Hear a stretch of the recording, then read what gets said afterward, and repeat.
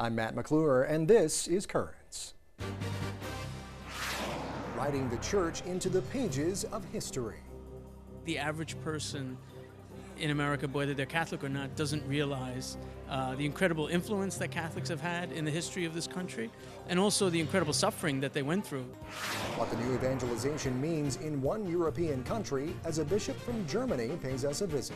In Germany, we have the market in media spreads out.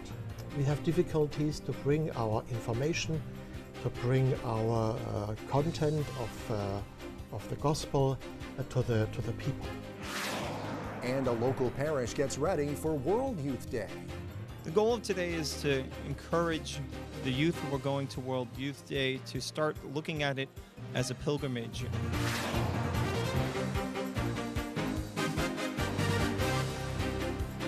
Well, good evening. Thanks so much for joining us tonight. Just yesterday, the country celebrated President's Day. Now, you might have thought it was a day to celebrate all of America's presidents, or, maybe at least just the popular ones, but you would be wrong. What is commonly called President's Day is actually a celebration of George Washington's birthday. Washington, of course, the first president of the United States. No one would argue about this founding father's influence and his key role in shaping the country as we know it today. Well, just last week, a group of young adults gathered at a Theology on Tap event to explore a new chapter and look at the Catholic pages of American history. Dr. Patrick McNamara led the discussion about the making of Catholic America and the influence and perhaps unknown role of Catholics in shaping our nation. Catholics are a lot like the rest of Americans in one sense, that we don't pay enough attention to our own history. Things move along so fast in our country that we don't get the chance to keep up with a lot of this stuff. I mean, there are people today who don't even remember who Britney Spears was. That's how fast we go.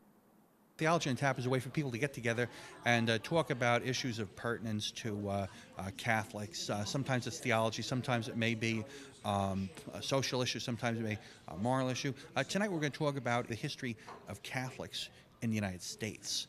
Before 1840, Catholicism is kind of a minuscule portion of the American population. John Adams said about Catholics in colonial America that they were as scarce as earthquakes. There weren't a lot. I think the main thing was how people kept the faith alive, in the absence of a priest, in the absence of having an actual church and having Mass regularly. I thought that was very moving and very interesting.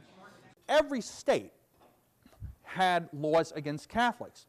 People threw rocks at priests, spit on them. It was nasty. I was surprised about how the Catholics were a little bit aggressive in instituting themselves in part of the social scheme. They didn't really back down to anyone, and they basically said, we're here and we're going to stay, and that's it. Oh, here's a picture of Father John Baptist. He says, well, basically, if one Catholic church in this city gets burned, we're going to burn 10 Protestant churches.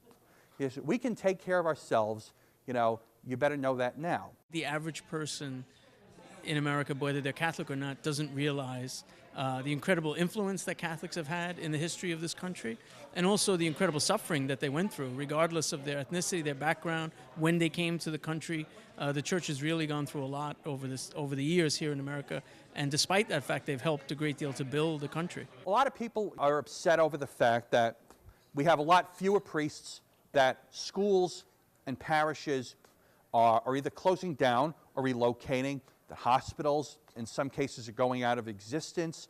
But if you look at the history of the church in America, you'd see that we've dealt with all this stuff before. It was interesting to hear that there was the same kind of story in the past century of Catholicism being sort of on the decline and in the minority, and then building up, which is kind of where we are again. There are sort of waves in time, and that what appears to be the end of something isn't necessarily the end. It may be a new beginning. It's kind of exciting. My hope tonight was to show you some stories from the American Catholic past, maybe to give you some encouragement to say, things may look tough now, but we've been through tough times before. We've gotten through them, and we've flourished. Thanks, guys.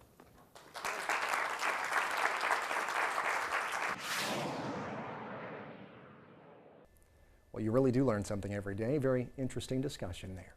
Well, there is more Currents coming your way. A mission to spread the gospel takes a deadly turn. That story and the rest of the day's headlines next.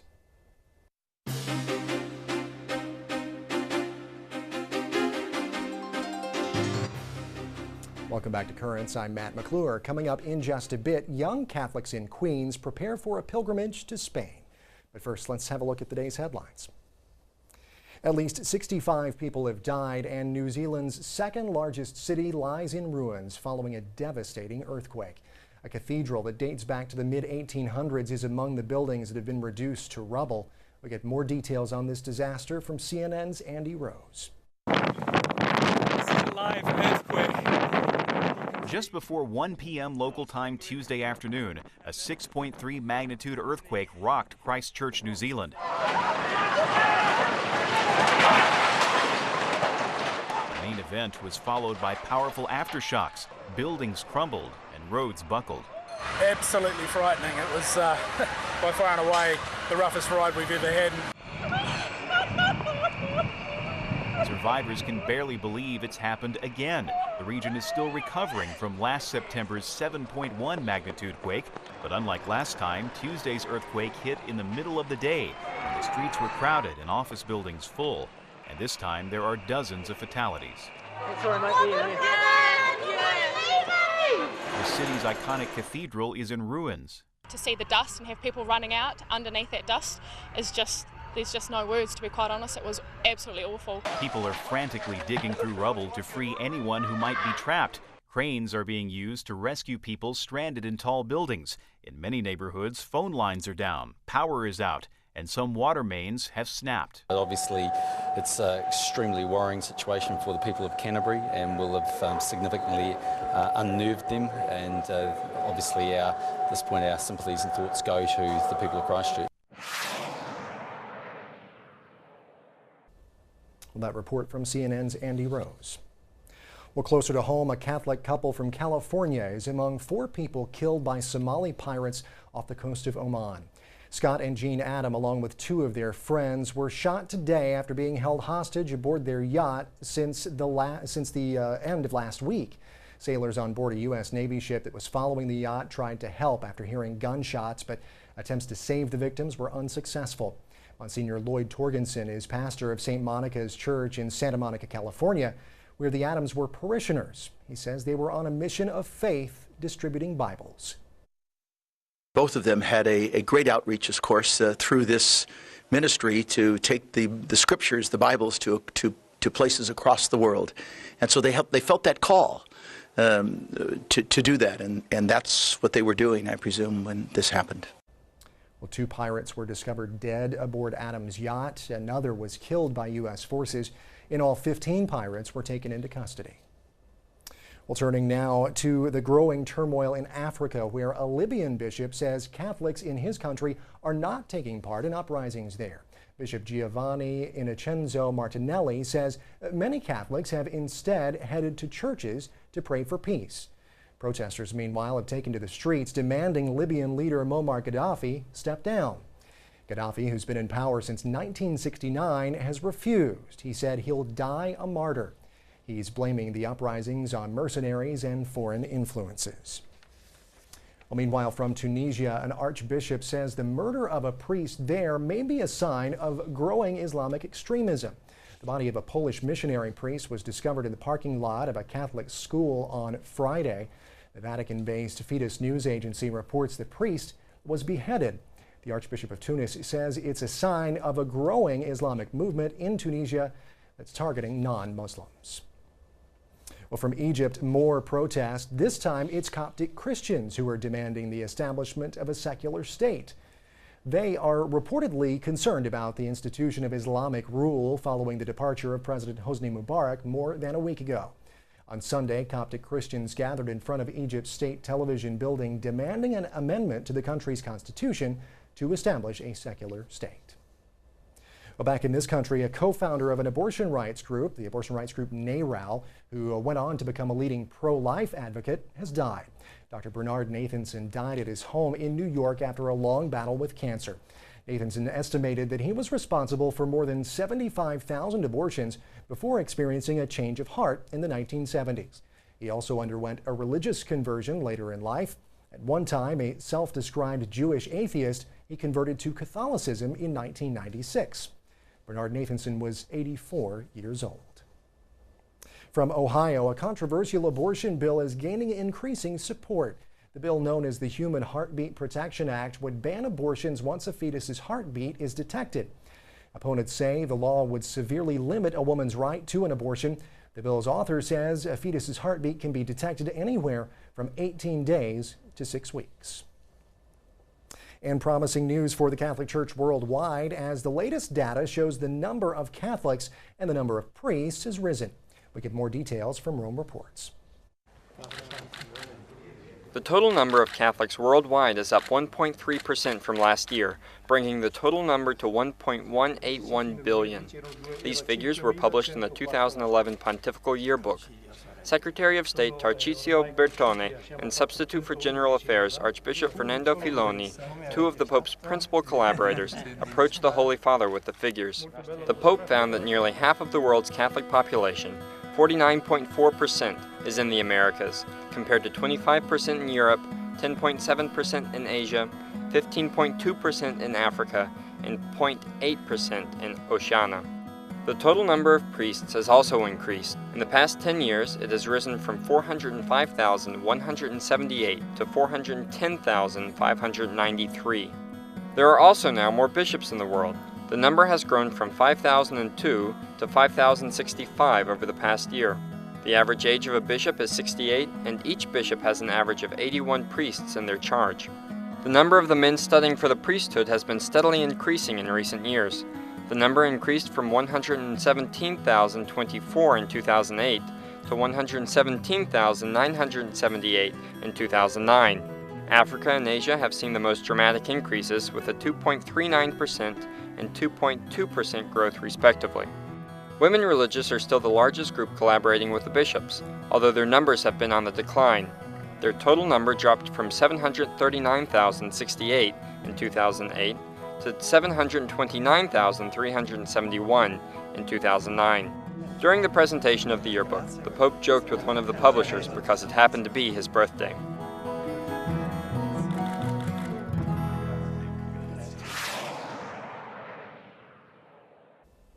Well, stay tuned. There's much more currents coming up. Just ahead, from Germany to Brooklyn, it's another look at the new evangelization. But it's very important that the people know about the practice of the church, and therefore we should establish own channels, own medias, own internet.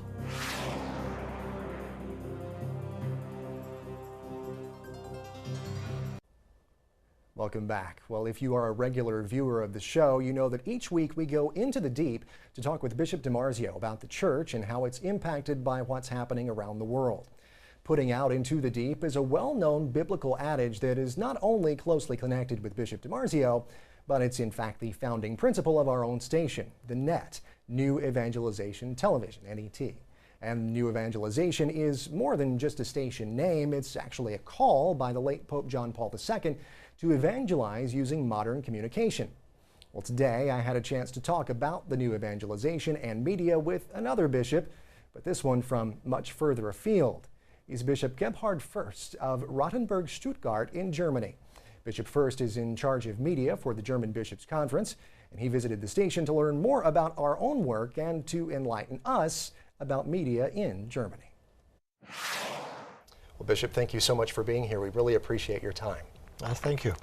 Well, first of all, I just wanted to ask you a little bit about your visit here to NET and to our studios. I understand this is your second time visiting us. Indeed, yes. Tell me a little bit about the visit here and the purpose for it.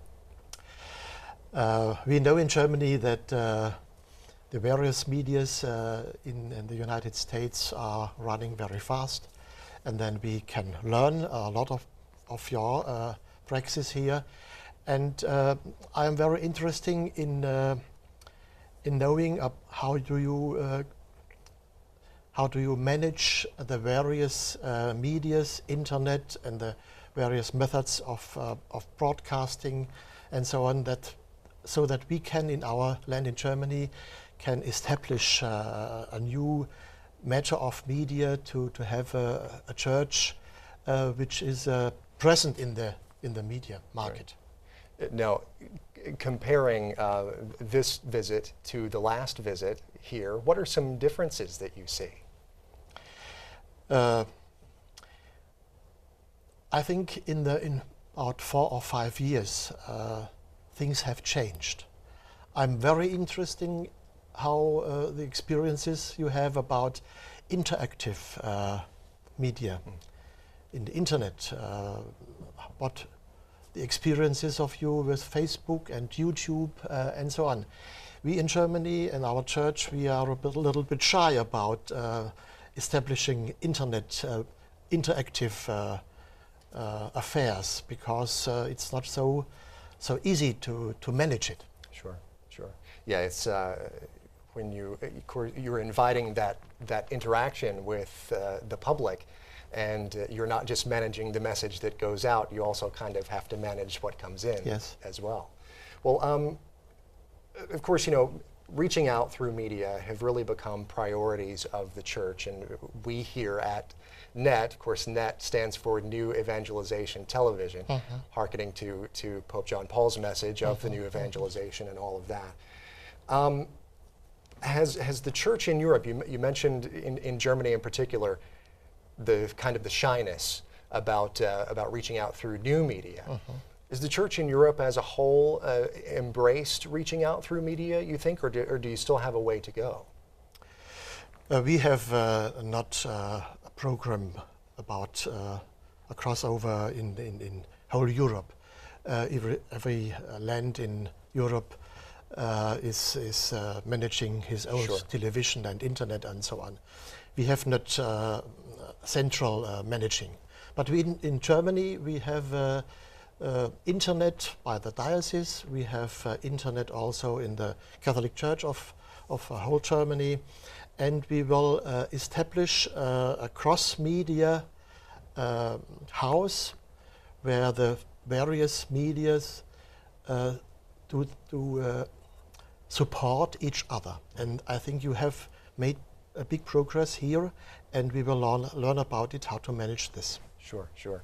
Yeah, of course there are challenges to doing it. And what are some of the major challenges, do you think, to using not only, you know, the media in general, but new media in particular, the internet and all of that? We mentioned it's tougher to manage, you know, the outgo and what's coming in new media.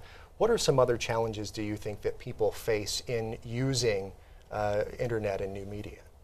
In Germany, we have the market in media spreads out, and we have difficulties to bring our information, to bring our content of the gospel to the people. Our newspapers and so on, they do not broadcast or do not bring too much, they bring very less of our information of the church to the people. But it's very important that the people know about the practice of the church, and therefore we should establish own channels, own media's, own internet homepages and so on, that we reach directly from the church the Catholics in our land. And this is not too easy, because in Germany we have about 25 dioceses, and each diocese wants to make their own method with media and so on. And our main challenge is to bring this together so that we have more power to reach the various Catholics in our land. Right. Okay, well, very good. Well, Bishop, thank you so much for being here. We really appreciate your time. Okay.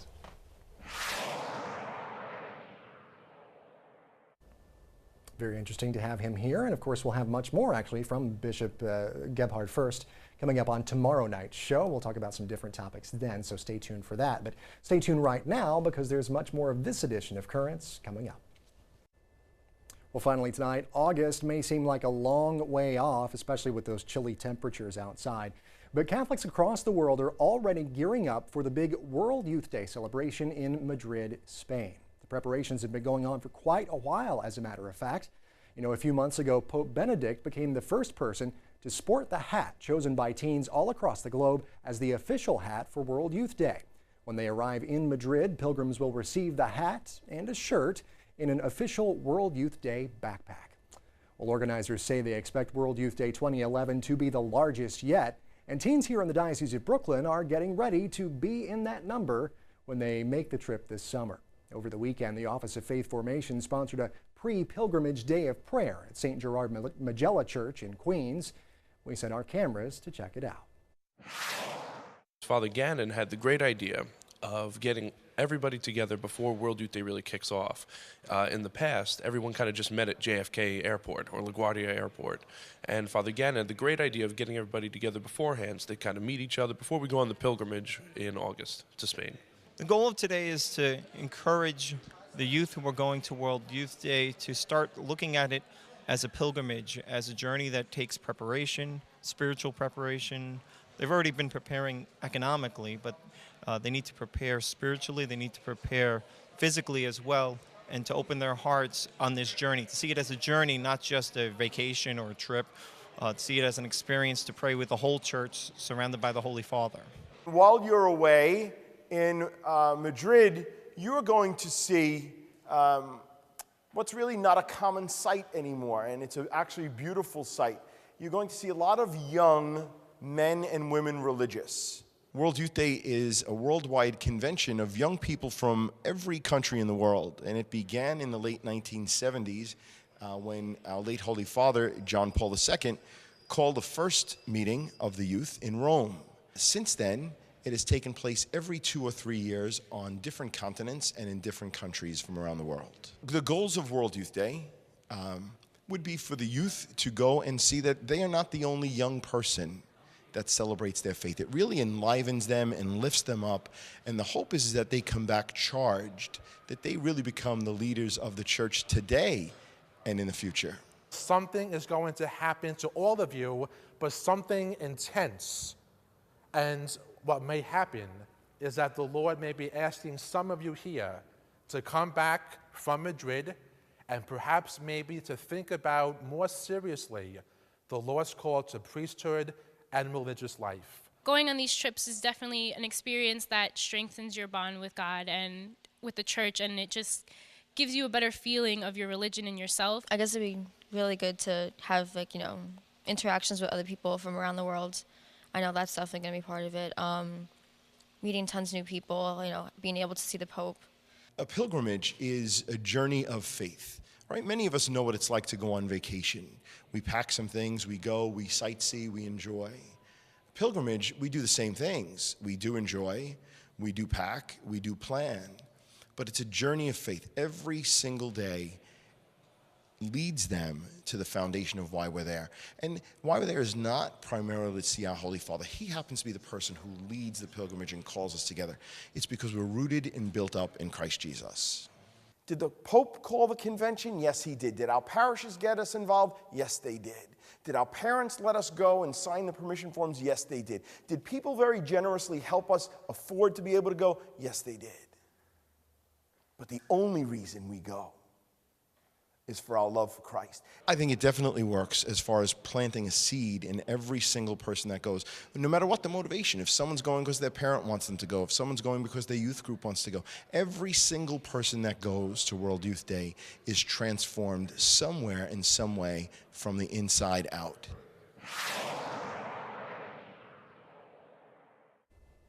Should be a lot of fun. Of course, we'll follow them along the journey to World Youth Day, of course, leading up to it and all the preparation that'll take place between now and then. And there's sure a lot of that to come.